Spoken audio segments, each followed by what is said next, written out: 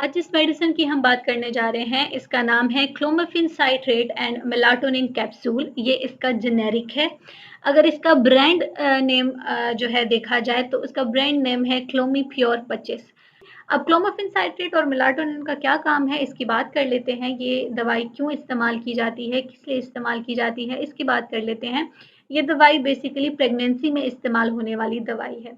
जो ख़वातीन प्रेग्नेंट होना चाहती हैं, हमल करना चाहती हैं, लेकिन उनका हमल या तो ठहर नहीं पाता या उनका हमल ज़ाया हो जाता है या उनका हमल होता ही नहीं है, मतलब उनको बांझपन है, उनको इनफर्टिलिटी है। ये टैबलेट उन लोगों के लिए बहुत मुफीद है।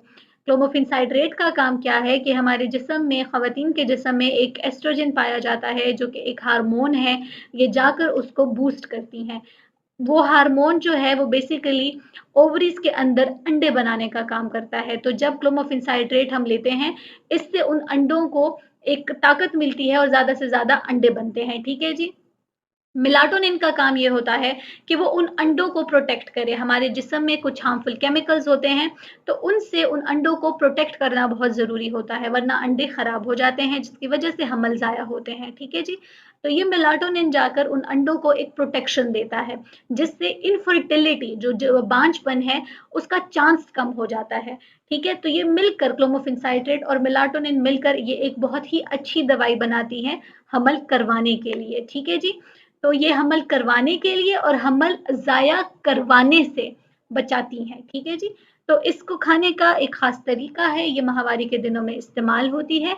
माहवारी के पहले दिन इसका इस्तेमाल शुरू होता है और 5वें दिन इसका इस्तेमाल हम बंद कर देते हैं। ठीक है जी। ये रोज़ाना इसकी एक गोली खानी पड़ती है।